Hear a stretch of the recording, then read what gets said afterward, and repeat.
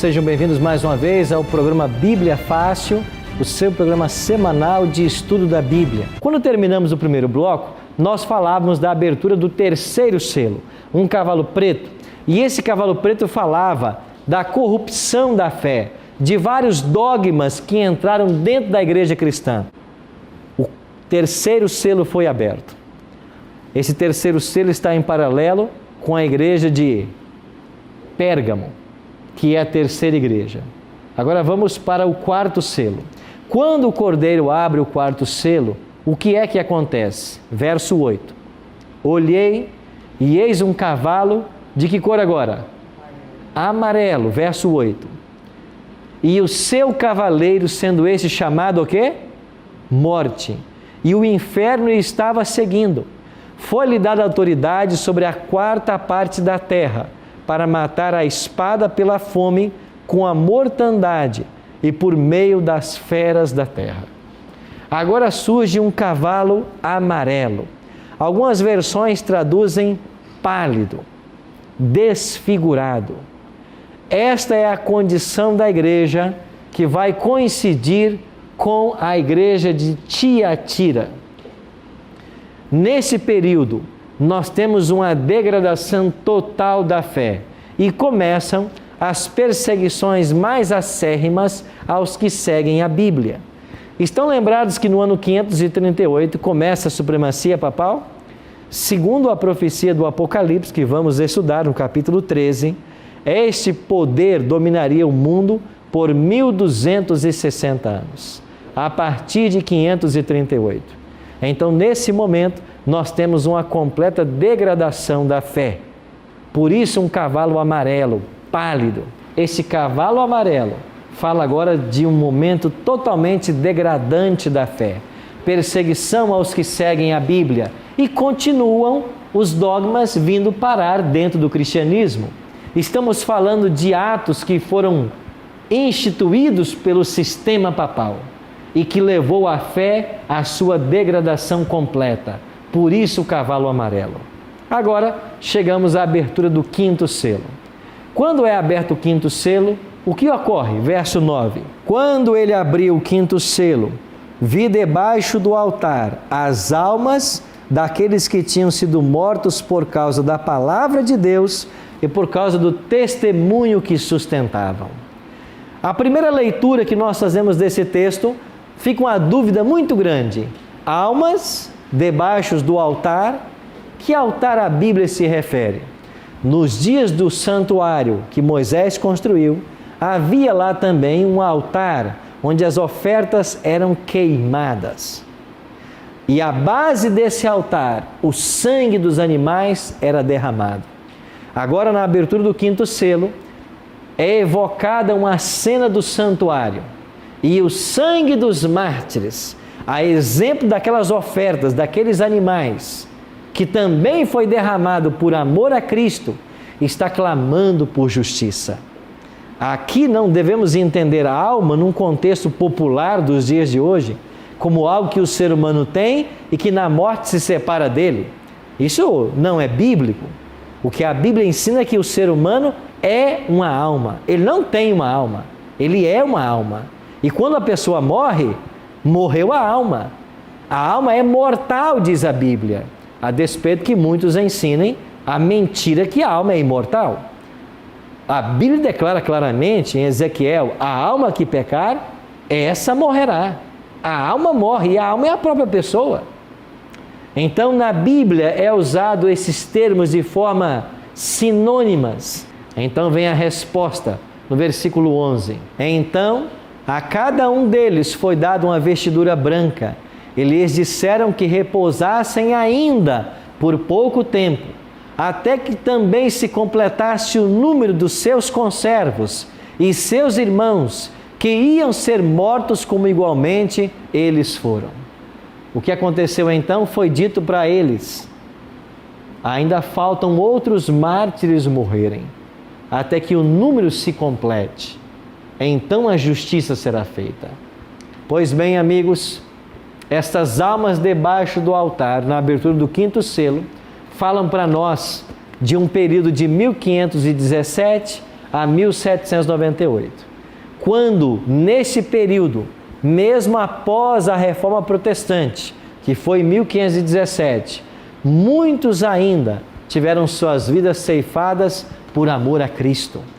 Chegamos então à abertura do 6º selo. Olha o que diz o Apocalipse no verso 12. Vi quando o Cordeiro abriu o 6º selo, e sobreveio grande terremoto. O sol se tornou negro como saco de crina, a lua toda como sangue. As estrelas do céu caíram pela terra como a figueira, quando abalada por forte vento, deixa cair os seus figos. Quando o 6º selo é aberto, nós temos um grande terremoto, um sinal no sol, um sinal na lua e a queda das estrelas. 4 eventos são descritos na abertura do 6º selo. Em que momento o 6º selo se abriu? Cristo também falou sobre ele. Olha o que disse Jesus em Mateus 24, 29. Logo em seguida a tribulação daqueles dias, o sol escurecerá, a lua não dará a sua claridade, as estrelas cairão no firmamento e os poderes do céu serão abalados. Perceba que Jesus fez a mesma descrição que o 6º selo está fazendo. Ou seja, terremoto, sinais no sol, na lua e nas estrelas. Quando esses eventos tiveram lugar na história? Se você pegar uma enciclopédia como a Mirador, por exemplo, você vai ter lá o dia escuro. E o dia escuro da enciclopédia é o dia 19 de maio de 1780. O que aconteceu nesse dia? Houve um eclipse e naquela noite a lua apareceu no céu vermelha como sangue. Então, em 1780, nós temos 2 eventos. Só que em 1755, ocorreu o grande terremoto de Lisboa. E esse terremoto é o primeiro que nós vamos ter numa escala nunca antes vista, 1755. E em 1833, você tem a chuva de estrelas na Nova Inglaterra, nos Estados Unidos. Então, os 4 eventos aconteceram em 1755, 1780 e 1833. Ou seja, abriu-se o 6º selo. Então, veja, João está falando de 4 eventos. Quando eu vou para Mateus, o Cristo falou dos mesmos eventos. Quando eu vou para a história universal, eles descrevem os eventos. Pronto. A profecia, ela só pode ser explicada claramente quando ela tem o seu cumprimento cabal. Agora nós podemos olhar de uma forma retrospectiva e entender que de fato era isso que Cristo se referia. Era isso que mostrava a abertura do 6º selo. Então nós não podemos basear nossa informação fora da Bíblia.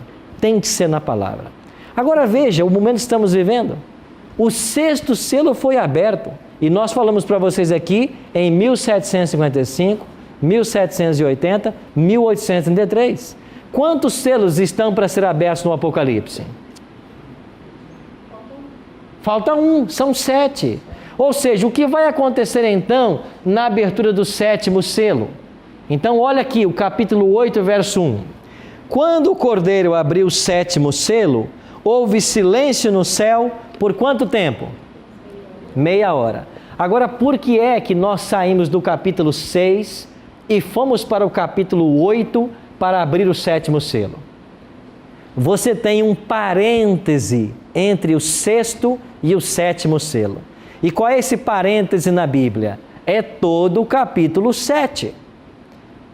Por que é que está esse capítulo nessa posição? Porque olha o que diz o capítulo 6, versículo 14 em diante. O céu recolheu-se como um pergaminho quando se enrola. Eu estou lendo Apocalipse 6, 14. Todos os montes e ilhas foram movidos do seu lugar. Os reis da terra, os grandes, os comandantes, os ricos, os pobres, os livres e escravos, se esconderam nos penhascos dos montes e disseram aos montes e aos rochedos: caí sobre nós, e escondei-nos da face daquele que se assenta no trono e da ira do Cordeiro, porque chegou o grande dia da ira deles. E quem é que pode suster-se? Que evento o Apocalipse está descrevendo aqui? A própria volta de Cristo. Quando Cristo voltar, os céus se enrolarão como um pergaminho. Os montes e ilhas serão movidos dos seus lugares. Agora, antes que Cristo volte, é feita uma pergunta: quem é que pode suster-se? Resposta, o capítulo 7. Quem é que vai escapar? Os 144 mil. Quem são eles? Ah, mas eu nunca ouvi falar isso na minha igreja. A sua igreja está ensinando Bíblia? Você vai para a igreja para aprender Bíblia? O que está acontecendo na igreja? O seu pastor, o seu sacerdote, o seu missionário, ele está parando com você para estudar a Bíblia? O que você faz na igreja no tempo que você fica lá? E esse é um problema. Nós temos milhares de pessoas indo para as igrejas. E elas chegam nas igrejas, elas fazem qualquer outra coisa, menos estudar a Bíblia. Nunca ouviu sobre os 144 mil? Mas está aqui na Bíblia. Por que nunca me ensinaram? Porque talvez a igreja tua não está ensinando a Bíblia. Mas então abre-se o 7º selo. E quando o 7º selo se abre, o que acontece no céu? Silêncio. Por quanto tempo? Meia hora. Eu já disse para vocês de que um dia em profecia equivale a quê? Um ano literal. Eu não dei os textos para vocês, né? São 2 textos que embasam essa interpretação bíblica. É Números 14, 34 e Ezequiel 4, 6 e 7. Números 14, 34 e Ezequiel 4, 6 e 7 explicam o princípio dia-ano. Um dia profético equivale a um ano literal. Agora, por que é que o céu vai estar em silêncio meia hora? Temos que deixar que a Bíblia responda. Não que alguém invente. Então deixa que Cristo responde. Olha o que Jesus disse em Mateus 25, 31. Quando vier o Filho do Homem na sua majestade e todos os anjos com ele, então se assentará no trono da sua glória. Quando Cristo voltar, que é a abertura do 7º selo, o último que falta, quantos anjos virão com ele? O que disse Cristo? Todos. Se todos os anjos virão com Jesus, como o céu vai ficar? Vazio. Por que há silêncio no céu? Porque não tem mais anjo. E por que eles não estão lá? Porque eles vieram com Cristo. Por quanto tempo o céu vai ficar vazio? Cerca de meia hora. Agora você pega o princípio de interpretação profética e aqui está. Se um dia equivale a um ano, então eu posso dizer que 24 horas, 12 meses.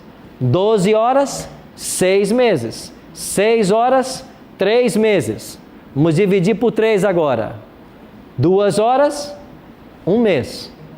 1 hora, 2 semanas. 30 minutos, 1 semana. Só que ali diz assim, cerca de meia hora. Não é assim que está na sua Bíblia? Não é meia hora exata. Cerca de meia hora. Ou seja, 1 semana ou cerca de 1 semana será o tempo que Cristo vai gastar para vir do 3º céu, aonde Ele está hoje, no santuário, a esta terra, buscar os salvos e voltar para os céus. 1 semana. Mas pastor, eu nunca ouvi isso. Eu pergunto mais uma vez. A gente se reúne na igreja para fazer o quê? Para estudar a Bíblia, para ver o que Jesus está ensinando. A gente tem medo da Bíblia. Você está confiando em revelações que as pessoas fazem o tempo inteiro, revelações que não tem conexão com nada, que não fazem sentido. Esta é a palavra do Senhor para você? Não, a palavra do Senhor para você é a Bíblia. Deixe que a Bíblia se interprete. Você tem que estudar a Bíblia. Se a igreja que você vai não ensina a Bíblia, você está perdendo o seu tempo. Você tem que estudar a Bíblia. E olha quanta coisa bela a Bíblia tem para nos ensinar. E as pessoas não conhecem isso. Por que não? Porque aqueles que deviam ensinar não estão ensinando.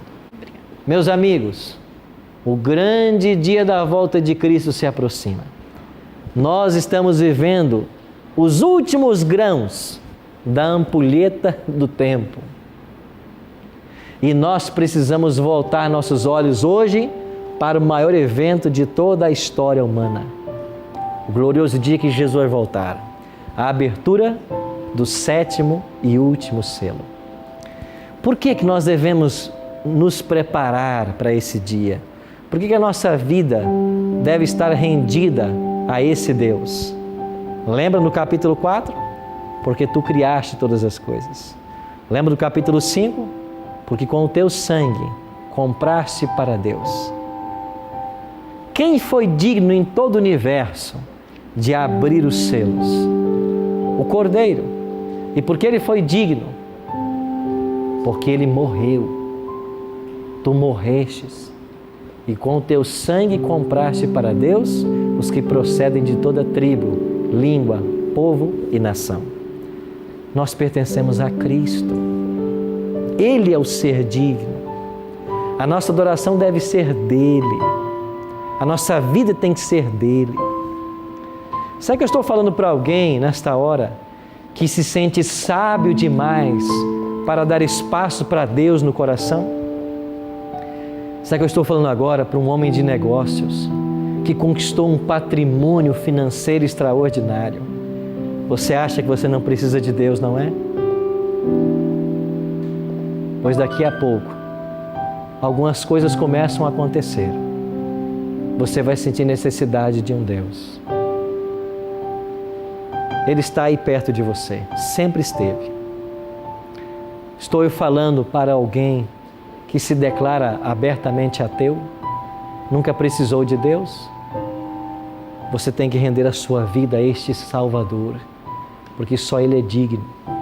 E sabe por que Ele é digno? Porque Ele foi morto. A sua adoração deve ser para Ele. Eu vou convidar o Tarsis. Tarsis virá cantar aqui agora. Digno é o Cordeiro que foi morto. E Cristo é digno da nossa adoração, da nossa entrega, da nossa vida, porque Ele morreu. Ninguém mais morreu por você. Só Ele é digno. Por isso que abaixo do céu não existe outro nome dado entre os homens, pelo qual importa que nós sejamos salvos. Digno é o Cordeiro que foi morto, de receber a honra, a glória e o louvor. O reino deste mundo agora está em suas mãos, pois proclamada foi na cruz a salvação. O acusador foi derrotado e seu domínio retirado, e com poder Jesus para sempre reinará.